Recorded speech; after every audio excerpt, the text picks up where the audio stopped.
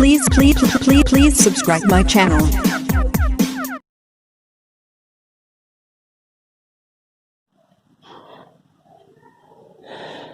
A very good evening to all of you. अब तक हमने चैप्टर 2 स्टार्ट कर रखा है। कंसंट्रेशन टर्म्स हमारा चल रहा है, उसके 2 पार्ट हमने पढ़ लिए, ठीक है। और अब जो बाकी की जो नॉर्मल बच रही है वो हमने 11th क्लास में पढ़ ली थी, लेकिन हम एक रिकॉल की वजह से, जिससे हमें वापस वो चीजें वापस रिकॉल हो जाए, इस वजह से हम उसको एक बार दोबारा हम देख लेंगे ओनली सरफेस से, ठीक है। सबको पता है कि मोलरिटी क्या होती है, मोलरिटी क्या होती है, नॉर्मेलिटी क्या होती है, लेकिन एक बार फिर भी हम इसको एक बार यहाँ पे अपन कर लेंगे, ठीक है। अच्छा, अब तक जो हमने पढ़ा, अब तक हमने वेट बाय वेट पढ़ लिया, वॉल्यूम बाय वॉल्यूम पढ़ लिया, और हमने वेट बाय वॉल्यूम पढ़ लिया, और उनसे रिलेटेड जो क्वेश्चंस उठते हैं, पुट अप होते हैं, उसकी हमने थोड़ी सी प्रैक्टिस करी थी, ठीक है। मैंने आपको जो कल जो क्वेश्चन दिया था, अभी तक बच्चों के कमेंट्स नहीं आए, ठीक है। तो एक बार मोस्ट ऑफ बच्चों के एक बार उनका आंसर पता लगे, उसके बाद में इसका सॉल्यूशन आपको नेक्स्ट लेक्चर्स में दे दूंगा, ठीक है। आप जिन्होंने भी दिया उन्होंने बहुत अच्छा प्रयास किया, ठीक है। आज अपन नेक्स्ट टॉपिक स्टार्ट करते हैं, ठीक है। टॉपिक वही है आपका कंसंट्रेशन टर्म्स,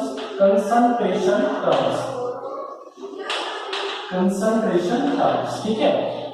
इसमें आपका जो नेक्स्ट है वो है आपका weight by weight, volume by volume, weight by volume के बाद जो आपका नेक्स्ट आता है वो है आपका मोल भिन्न।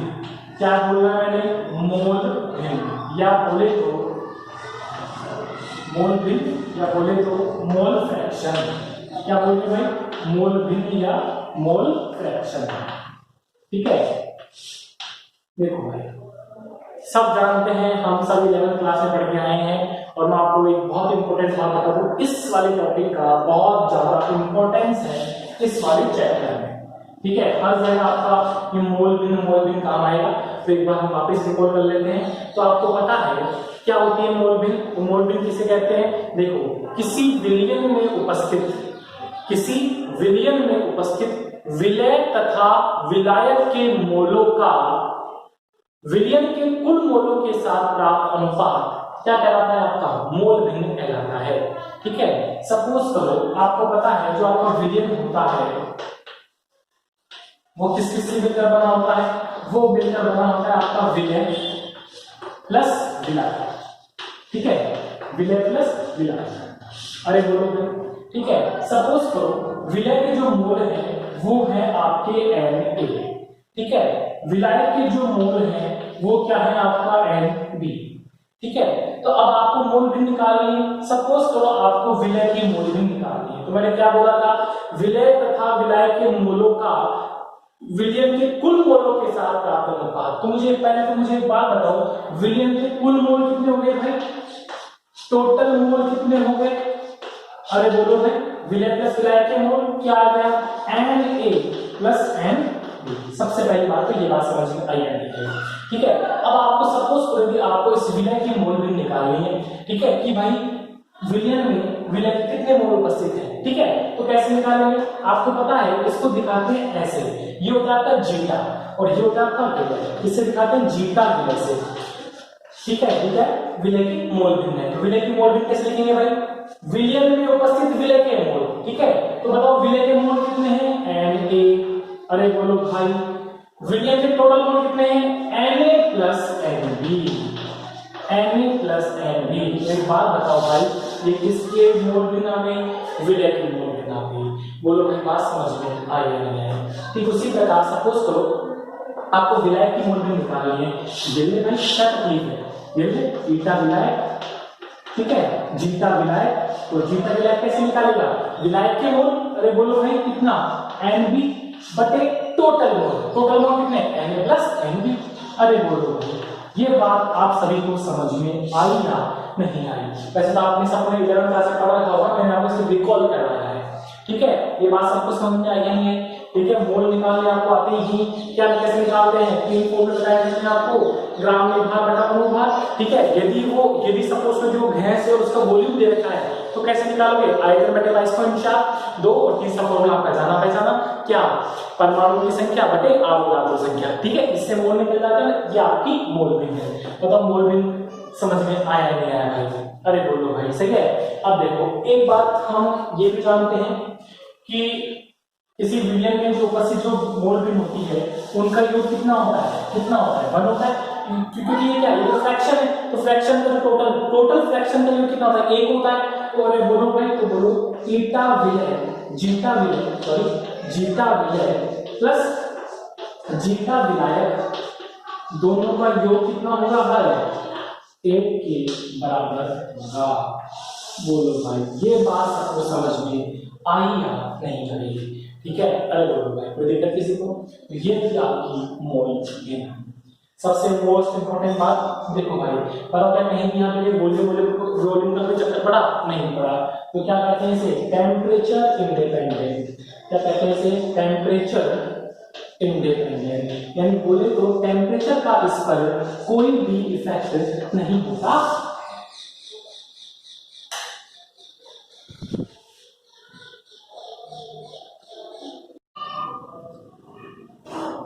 अब जो नेक्स्ट आपकी जो कंसंट्रेशन टर्म है वो है आपकी मोलरिटी, बोले तो मोलरता, क्या है आपकी मोलरता, ठीक है। देखो मैं यहाँ पर इसको इतना डिटेल में नहीं पढ़ा हूँ क्योंकि मैं ये मानता हूँ कि आपने इसकी 11th क्लास में पढ़ ली है, ठीक है। तो मैं यहाँ पे इंट्रोडक्शन पार्ट आपको बता रहा हूँ, ठीक है। नेक्स्ट है आपकी मोलरिटी, ठीक है। और यदि कोई किसी को डाउट आए तो भाई वो मुझसे संपर्क कर सकता है, मैं उसको समझाऊंगा, ठीक है। मोलरिटी देखो भाई, मोलरिटी किसे कहते हैं भाई, तो मोलरिटी परीक्षा में पढ़ के आए हुए हैं कि 1 लीटर विलियन में उपस्थित 1 लीटर विलियन में उपस्थित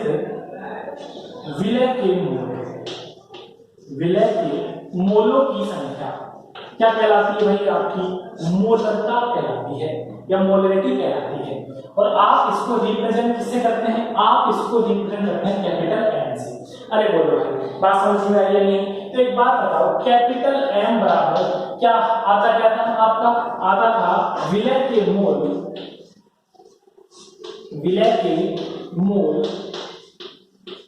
बटे विलयन का आयतन। अरे बोलो भाई, विलयन का आयतन काय में भाई, लीटर में। अरे बोलो भाई, तो तकलीफ हो तो बोलो, लीटर में ना, ठीक है। इसको खोले अपन तो क्या आएगा, m बराबर m मोलरिटी बराबर क्या आएगा, विलय की ग्राम में मात्रा, विलय की ग्राम में मात्रा बटे विलय का अनुभार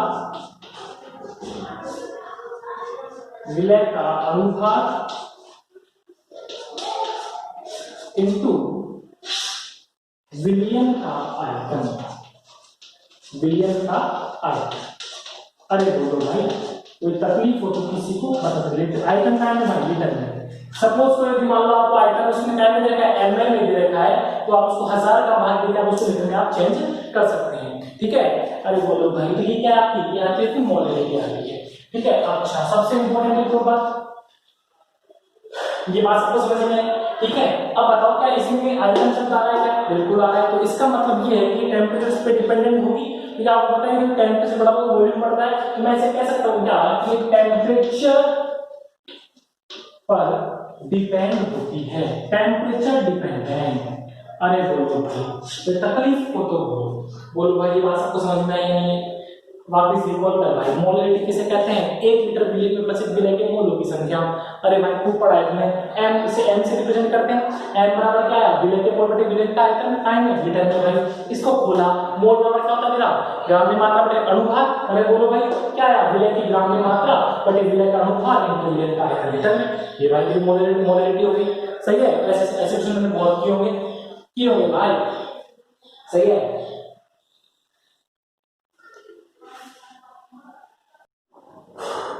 इससे संबंधित एक न्यूमेरिकल मैं आपको यहाँ कराता हूँ और एक न्यूमेरिकल मैं आपको बिल्कुल कल की तरह ही दूंगा होमवर्क, इसका आंसर आपको कमेंट बॉक्स में बताना है, ठीक है।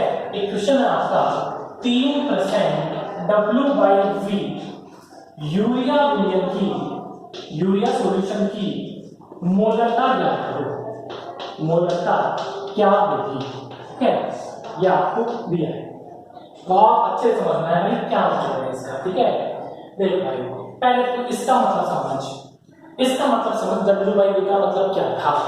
ठीक है, तो मैंने तुझे बताया था कि नीचे वाला है किसके लिए आता है? विलयन के लिए। अरे बोल भाई ये किसके लिए आता है? विलय के लिए। अरे बोल भाई बात समझ में आई है? ठीक है, अब ऊपर वाली चीज विलय के लिए आ रही है और ऊपर वाला क्या है? W, यानी जो विलय की जो मात्रा है वो तो तुझे काय में रखनी है? ग्राम में। अरे बोल भाई कोई तकलीफ? नीचे वाली चीज किसके लिए? विलयन के लिए आती है। अब बता नीचे क्या का वॉल्यूम, इसका मतलब तुझे विलयन काय में लेना है? तुझे ml में लेना है। काय में लेना है भाई? ml में लेना है। ठीक है, अच्छा भाई वो तो गणना पहले कर रहा है, परसेंट पे कर रहा है, यानी 100 ml होगा। ठीक है, आजा तो इसका मतलब मैं लिख सकता हूं क्या?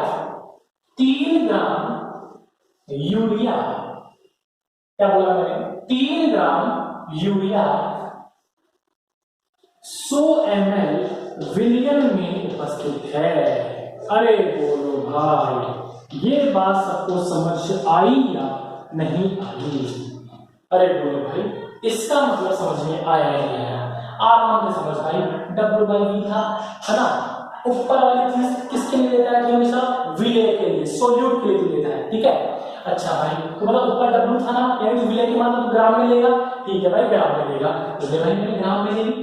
नीचे वाला तेरा V है, तो नीचे वाला V किसके आता है? विलयन के लिए आता है। अरे बोल भाई अब विलयन के लिए क्या आयतन लेना है तुझे? कितना मिलेगा? ml में लेगा। अब चूंकि तू परसेंट पे कैलकुलेशन कर रहा है, इसका मतलब जो सॉल्यूशन होगा वो तेरा 100 ml होगा। ml का तुझे कैसे पता लगा? नीचे वाले टर्म देख तुझे पता लगा कि ml होगा। ठीक है, तो इसका मतलब क्या हुआ? कि इसका मतलब ये हुआ कि 3 ग्राम यूरिया 100 ml विलयन में उपस्थित है। अब तुझे इसकी मोलरिटी निकालनी है भाई, क्या तकलीफ है?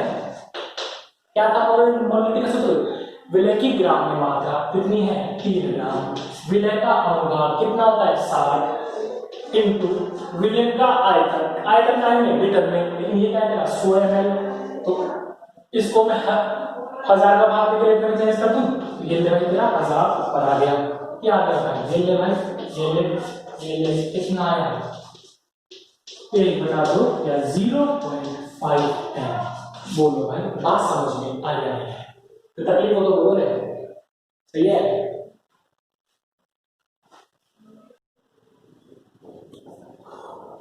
नेक्स्ट जो कंसंट्रेशन टर्म है वो है आपकी मोलरिटी। मोलरिटी क्या है? मोलरिटी। सही, ये भी सब पढ़ रखा होगा आपने, और 11th क्लास का फेवरेट क्वेश्चन आता है कि मोलरता और मोलरता में डिफरेंस क्या है? What is the difference between molarity and molarity? ठीक है, सबने पढ़ा है। ठीक है, सबसे पहली बात इसे हम स्मॉल m से प्रदर्शित करते हैं, इससे दिखाते हैं स्मॉल m से। अब देखो भाई इसकी जगह थोड़ा ढंग से समझना भाई, मोलरिटी क्या कहता है? मोलरिटी वो कहता है कि 1 किलोग्राम विलायक में, विलियन नहीं बोला भाई मैंने यहाँ पे, जरा समझना भाई क्या बोला मैंने? 1 किलोग्राम विलायक में, नॉट सॉल्यूशन भाई, सॉल्वेंट लिया है। क्या बोला? 1 किलोग्राम विलायक में उपस्थित विलय मोलों की संख्या, उपस्थित विलय के मोलों की संख्या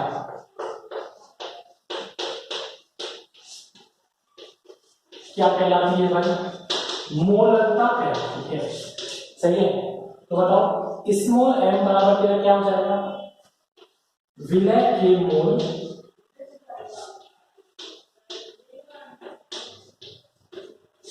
बटे विलायक का भाग, विलायक का भाग।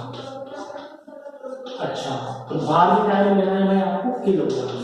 सपोज करो कि मान लो आपको विलायक का भाग ग्राम में दे रखा है, तो आप 1000 का भाग देके आप उसे चेंज कर सकते हैं। ठीक है, तो भाई इसको जब हम खोलें तो क्या आएगा भाई? विलय की ग्राम में मात्रा, विलय की ग्राम में मात्रा बटे विलय का अनुभाग। सही है, बटे विलय का अनुभाग इनटू विलायक का भाग, विलायक का भाग।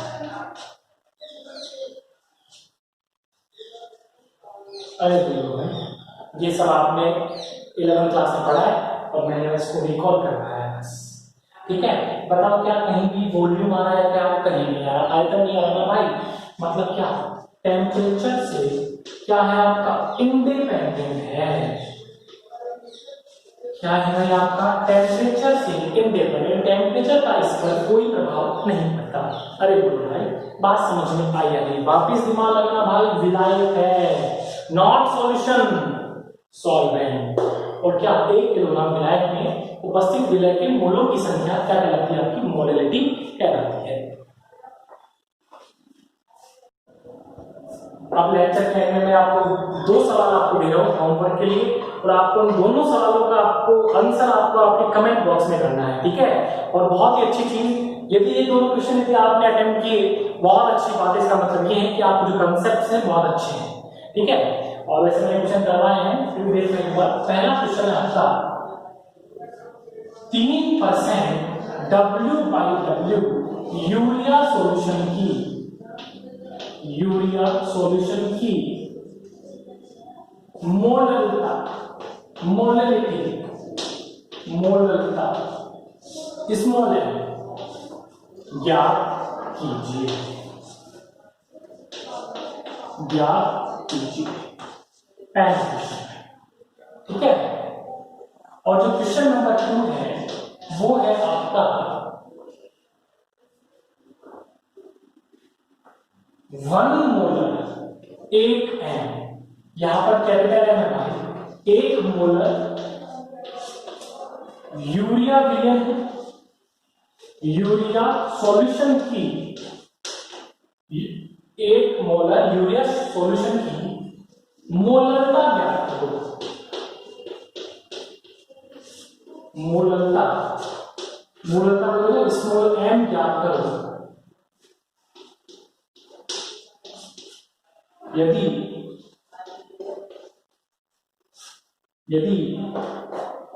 विलयन का घनत्व